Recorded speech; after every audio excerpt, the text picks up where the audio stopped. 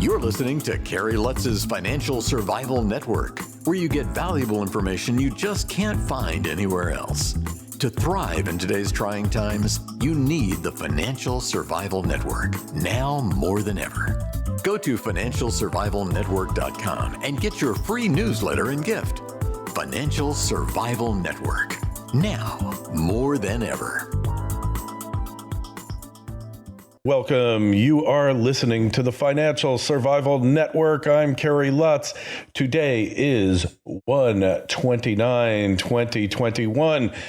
Well, we've got millennials are definitely making their mark on society, on the economy in many ways, and perhaps none of them too good. I mean, we look at student loans, they're dead in the water.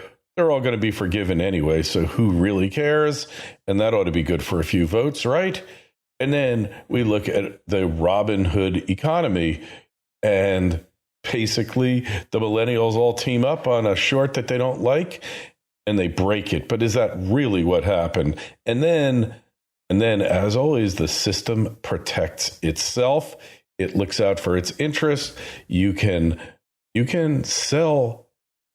gladly sell GameStop, probably at a large loss, to close out your position, but you can't buy it.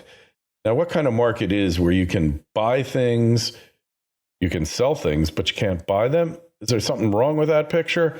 Let's find out from our good friend Angela Sloan. First, as always, send us an email with what your thoughts are on this insane state of affairs. Angela, welcome back. So, did you ever think you'd be living in this bizarro world?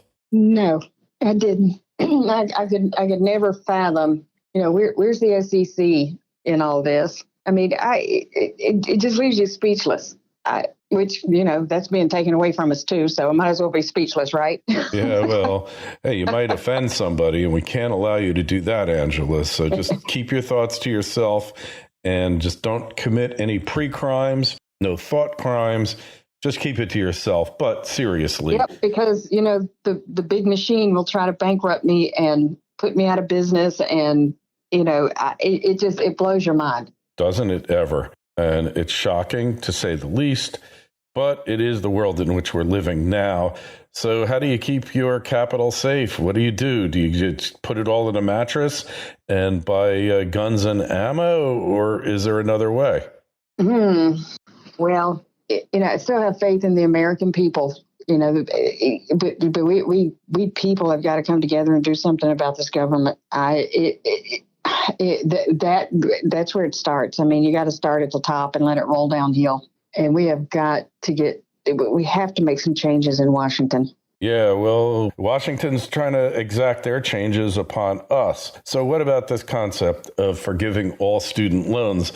Just so happens I paid for my children's college education, a very inflated price, whereby they were indoctrinated into a whole bunch of belief systems that I can't relate to. But be that as it may, if you took out the loan, credit means I believe. Actually, it comes from the Latin word credito, which means I believe.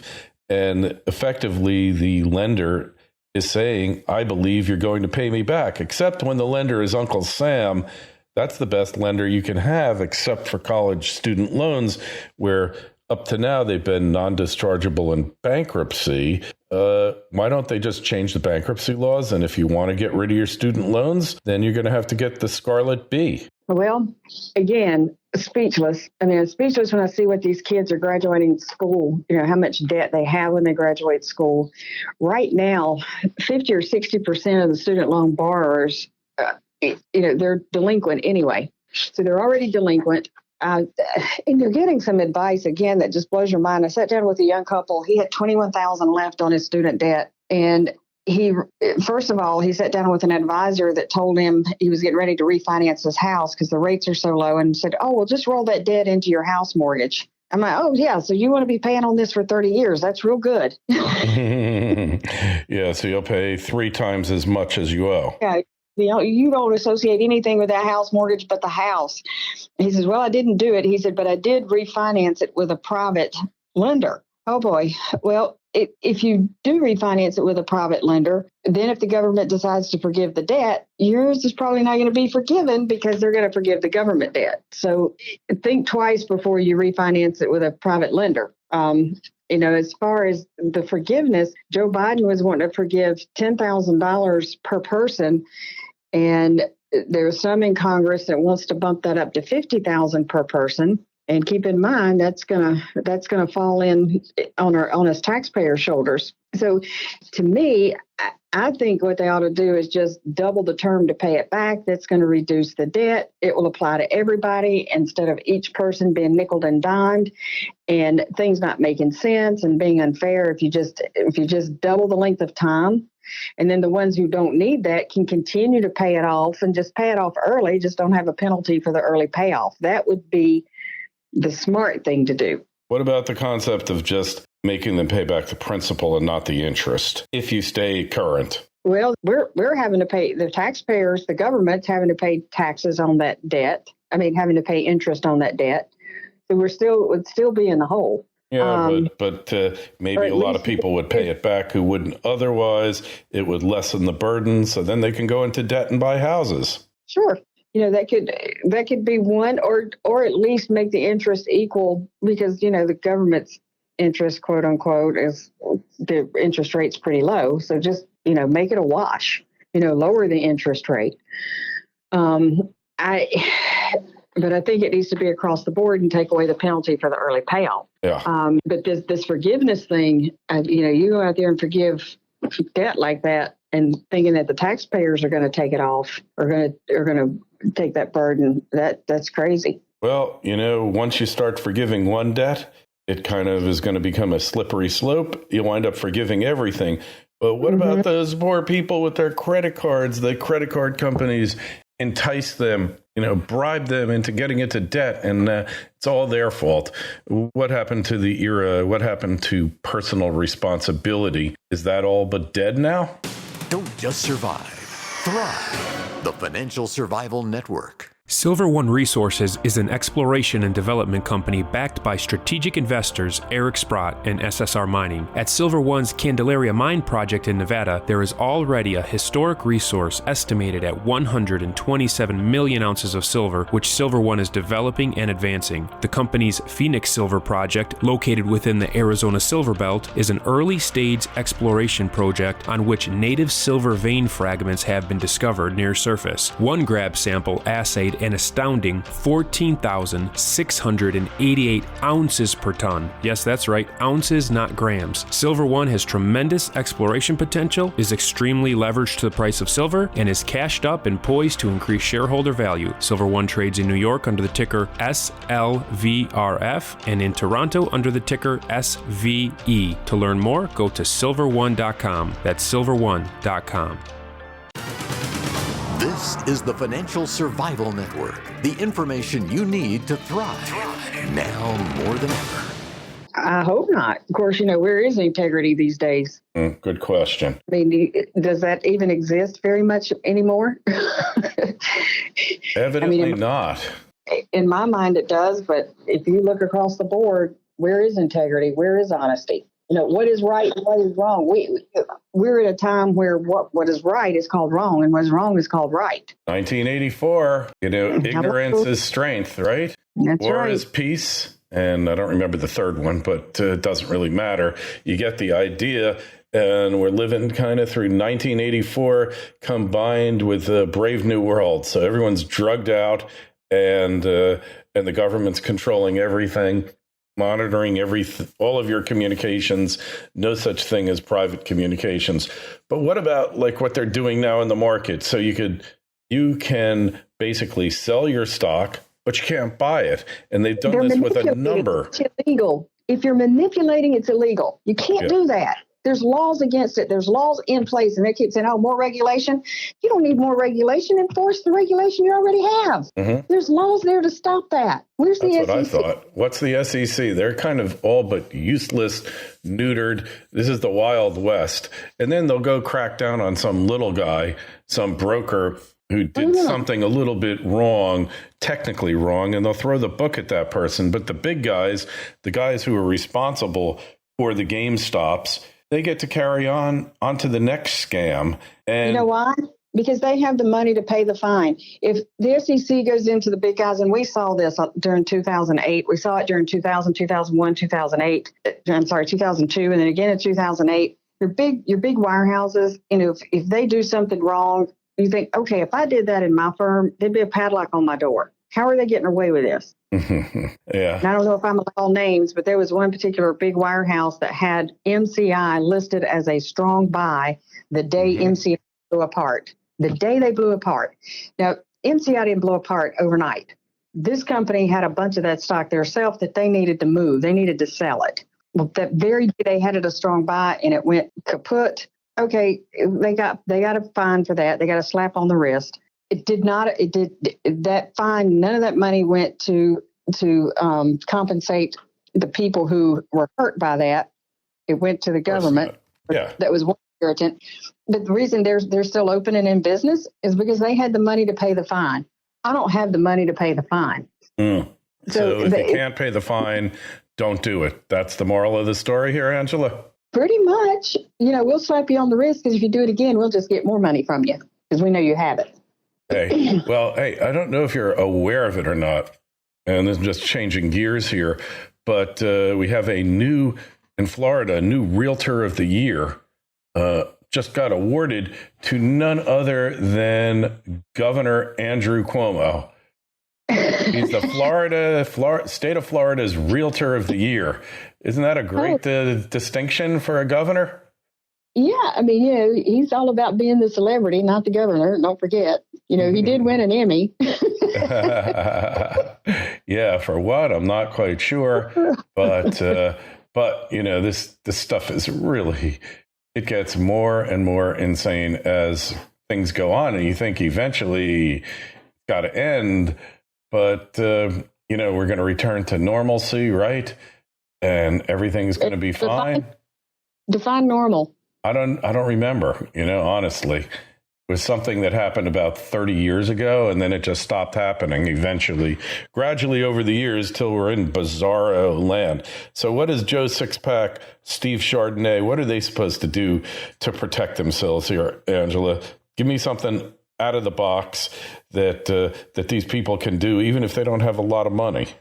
When you say protect themselves from whatever is coming down the road here, whether it's higher rates, defaults, government defaults, inflation, major inflation. There must be something you can do.